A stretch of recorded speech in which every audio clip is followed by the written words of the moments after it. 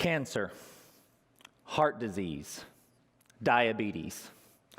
These are considered some of the most serious issues facing our planet today, and justifiably so. According to the International Agency on Cancer Research, over 8 million people are claimed each year due to cancer.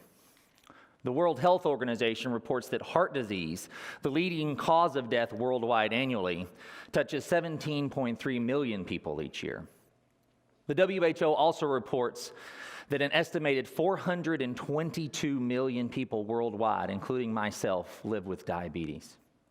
Do you know what affliction affects an estimated 1 billion people across the globe, approximately a seventh of the world's entitled population? Illiteracy. That is not to undermine the importance of funding and research for these other afflictions. On the contrary, it's to highlight the seriousness and importance of illiteracy, and that if it was a health issue, would be deemed an epidemic.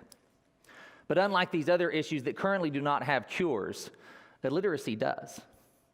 Illiteracy is not a social or societal or cultural defect. It's the lack of ability to read. It's a solvable problem. But what is illiteracy? How is it defined? There are many forms of literacy: computer literacy, health literacy, financial literacy, and others. For the sake of today's conversation, we're going to talk about what a bulk of the population thinks of when they hear the word illiteracy: the basic inability to understand or produce written information. Those of us that make our ways through life off of sight words, images, just being able to sign our name, those folks are functionally illiterate. And as vaccines help to eliminate and stop the spread of disease, literacy can help us stop the spread of hunger, poverty, and crime. It is the tool necessary to break those harsh social cycles. The data is telling and troublesome. Students who exit fourth grade without being able to read proficiency have a 78% chance of not ever catching up. 90% of welfare recipients are either high school dropouts or illiterate. 85% of individuals that interface with the juvenile court system are either functionally illiterate or don't read with proficiency. No one factor can so drastically shape a person's chance of success, earning potential, health, and well-being, while helping to break the cycle that leads to daily poverty and struggle, like literacy. There are countless examples of how literacy has impacted a life or changed a community, but I'm going to share one of the ones that I'm at least the most familiar with, my own. But first, a quick survey. And for some, the questions can feel personal, so if you choose not to participate, there's no judgment here. But how many of us, when we were growing up, were on some kind of government assistance, whether that was food stamps or Section 8 housing? How many of us came from a home of either single parent or divorce? How many of us, when we were in grade school, were on free or reduced lunch? The data tells us that about 82% of students that are eligible for free and reduced lunch don't read at proficiency at grade level. 3 out of 4 food stamp recipients perform at the lowest literacy levels. I had all of these factors in my childhood. In fact, I'm the least likely person to be standing before you today as an authority on literacy and education initiatives, seeing as how I barely graduated high school.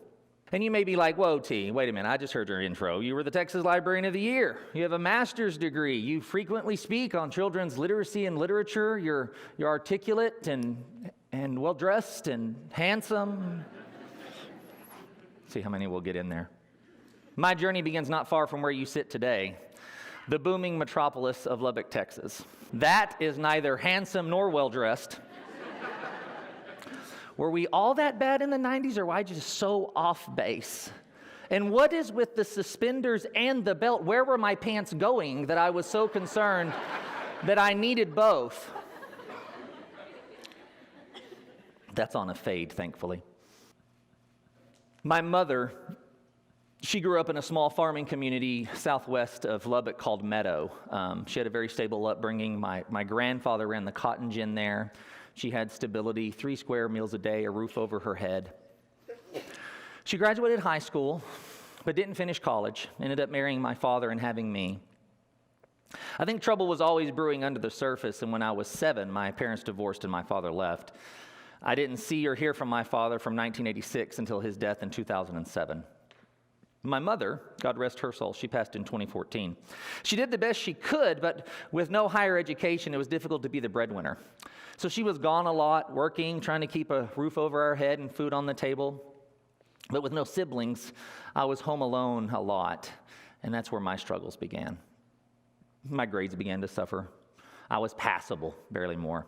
I acted out, was the class clown, which after years of counseling, I know was just my way of trying to get attention. I spent a lot of time running with the wrong kind of crowd, doing things young men ought not do. Got a lot of detention in study hall. But for me, staying after school for detention and study hall was better than going home to an empty house. And detention and study hall happened to be in the school library. Now, I was an adequate reader, but it doesn't help your street cred to be seen carrying the newest Babysitter's Club or Goosebumps book. But the library was a safe, comfortable environment, and that's where my transformation began. I think we can all identify at least one teacher or educator that had a great impact on our lives. For me, one of those was the librarian at Bowie Elementary School in Lubbock, Texas, Miss Ray. Now, while all of the other teachers were sending me to the office or putting me in a corner, not that I blame them because I was a pill, Miss Ray engaged me in a meaningful way. She told me about this award for books where the children of Texas got to vote on the winner. It was called the Texas Bluebonnet Award, and all you had to do to be eligible was read 5 of this list of 20 books, and that was it. For me, the idea that I could help decide what the best children's book in Texas was just by reading was magical. Just 5. Of course, I read all 20. I'm sitting in tutorials anyway. And while I'm sure Miss Ray would have preferred me to work on my schoolwork and improve my grades, I was transfixed by the idea of belonging to something, being a part of something. See, when I was reading, it didn't matter that I was on food stamps or that my father had abandoned me or that all my friends knew I was on free lunch at school. It changed me. It helped me to believe that my life had all the opportunity that I was willing to take advantage of. Now, I never did become a good student, and I did barely graduate high school, but because of Miss Ray, I had the foundational skill of reading that serves as a key to unlock upward mobility for life. I don't know where Miss Ray is now. I don't know where she is or what she's doing, and I've never been able to appropriately thank her, but I hope that my life in literacy is suitable thanks. Traditional education is important, but reading is the foundation upon which all other essential skills are built. I am an example of the transformative power that literacy can have on your life and help to break the harsh social cycles we sometimes find ourselves in. 1/3 of all children born into poverty will stay there through adulthood, but because of Miss Ray and many others along the way that took an interest, I'm not a part of that statistic. All of this is why schools and libraries should be cathedrals, beacons of light on the highest hill, proclaiming to all that here is where you change your life. Here is where meaningful, impactful progress is made. Librarians and teachers should be lauded for the work they're doing, educating our children and trying to make the world a better place through education. The investment in the intellectual development of our children is not a nice to have, it's a must have. The ability to read is a fundamental human right. It's like access to clean drinking water or health care. Its impact is every day.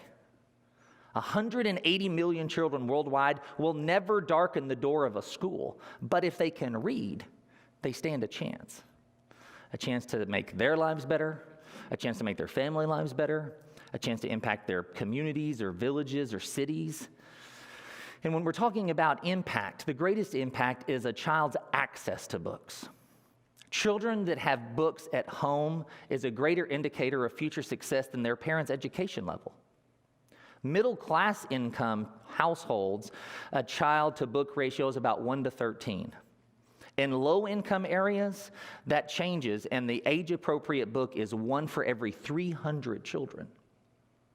So my challenge for all of us today is this.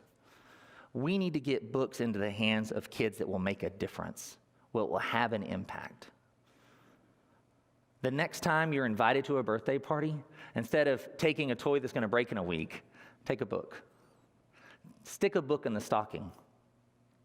Support your local literacy initiatives. Support your local public library. I envision a world where children have access at home to the same number of books that it's at least their age. If every 8-year-old had access to at least 8 books at home, and every 13-year-old had 13 and 17 had 17, can you imagine the impact that that would have on that generation and thereby future generations? The great Laura Bush. Oh my, that is a handsome, my lovely wife on the left, and then the legend. And Mrs. Bush is there as well.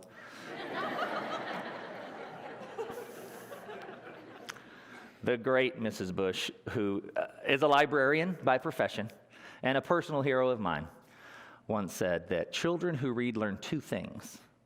First, that reading is worthwhile. But second, that they are worthwhile. Literacy is important. Literacy matters. Literacy can make a difference. Whatever the question, literacy is the answer. Thank you.